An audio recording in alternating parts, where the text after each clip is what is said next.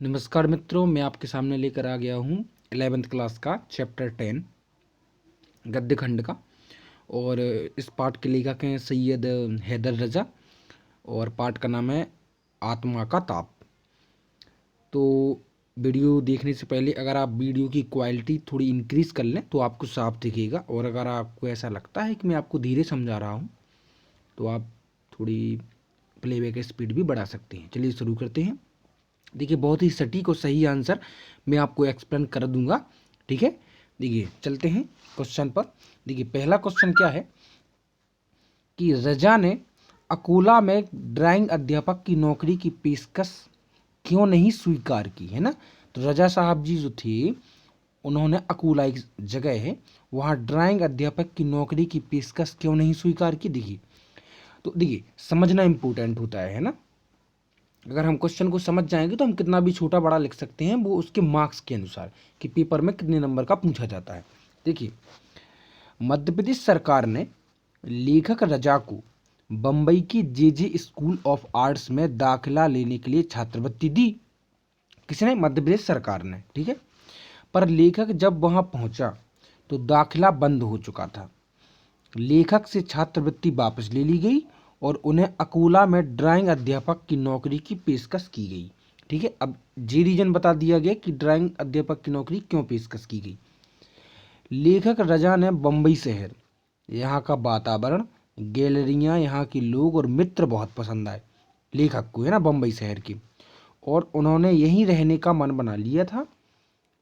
वह यहीं रहकर अध्ययन भी करना चाहते थे। इसलिए रजा ने अकोला में ड्राइंग अध्यापक की नौकरी की पेशकश स्वीकार नहीं की, क्योंकि वह बम्बई में रहना चाहते थे, ठीक है। अब आई होप कि आपको समझ में जरूर आया होगा। अब हम चलते हैं अगले प्रश्न पर, ठीक है। और आपका देखिए अगला प्रश्न क्या है।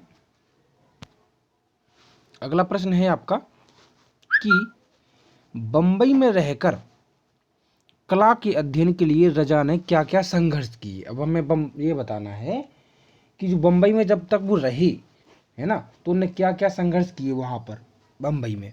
देखिए,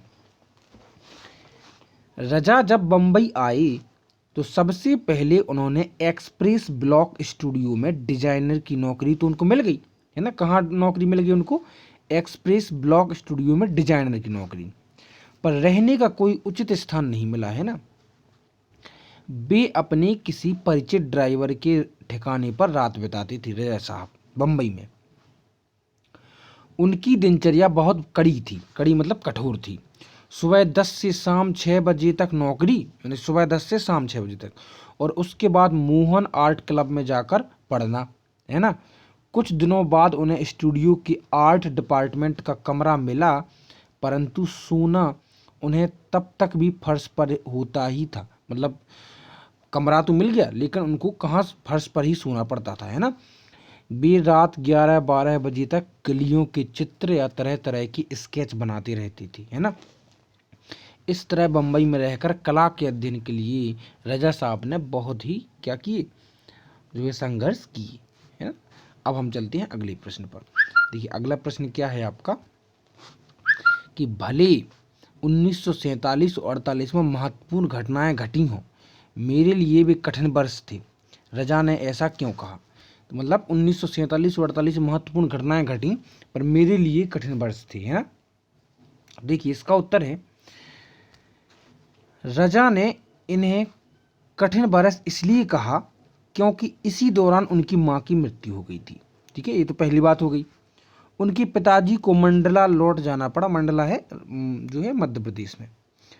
और उसके अगले ही साल उनका भी देहांत हो गया। देखिए, दूसरी बात हो गई, है ना। अब 1947 में भले हमें स्वतंत्रता मिल गई थी, परंतु सभी को विभाजन की त्रासदी भी झेलनी पड़ी, यानी हिंदुस्तान पाकिस्तान जब अलग अलग हो गया। साथ ही गांधी जी की हत्या ने समूचे देश को हिला दिया था, है ना। तो देखो जी, चौथी बात हो गई। जब लेखक 25 वर्ष का था, इसलिए उन सभी बातों का गहरा असर पड़ा, अतः इन्हीं घटनाओं के कारण रजा ने इन वर्षों को कठिन वर्ष कहा है ना। आई होप कि आपको समझ में आ गया होगा। देखिए, कितनी जो है उसके साथ त्रासदी घट गई थी, है ना। अब हम चलते हैं अगले प्रश्न पर। अगला प्रश्न है रजा के पसंदीदा, रजा साहब के देखो पसंदीदा फ्रेंच कलाकार कौन थे? देखिए रजा साहब के पसंदीदा फ्रेंच कलाकार देखो पाठ के अनुसार सेजों, है ना, वॉन, गोगो, पिकासो, मातीस, सागिल और ब्रॉक थे। ठीक है, तो जी उनके पसंदीदा कलाकार थे। अब हम चलते हैं अगले प्रश्न पर। देखिए अगला प्रश्न क्या कहा गया है कि तुम्हारे चित्रों में रंग है, तुम्हारे चित्रों में रंग है, भावना है।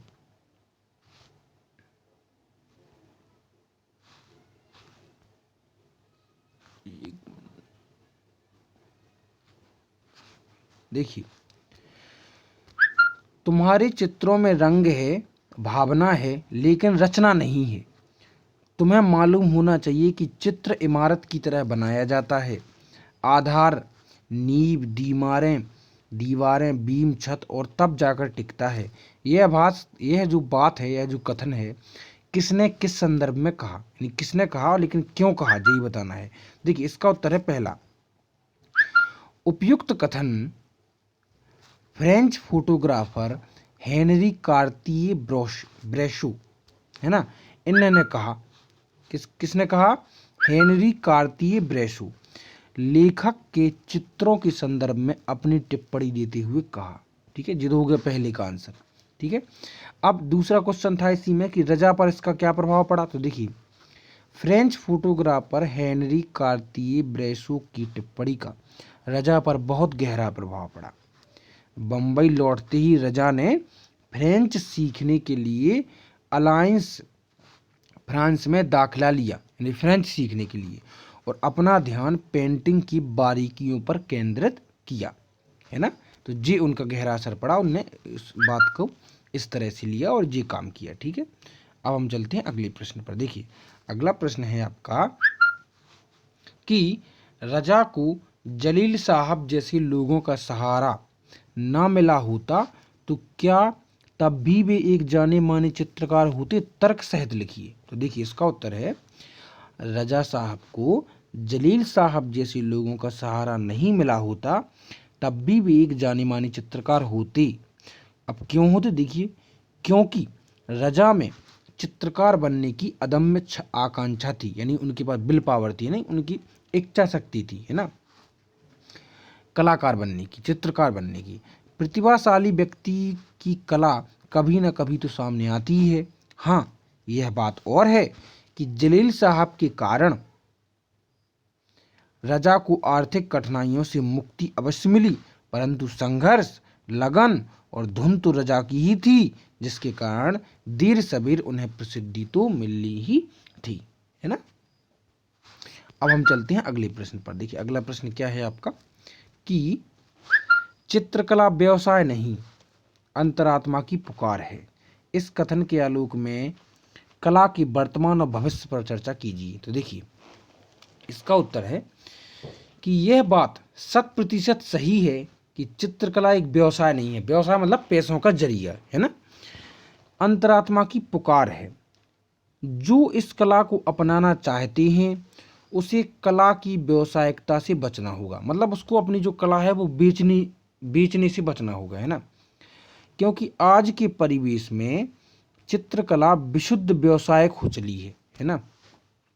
कलाकार भी इसी व्यावसायिकता के शिकार हो रहे हैं।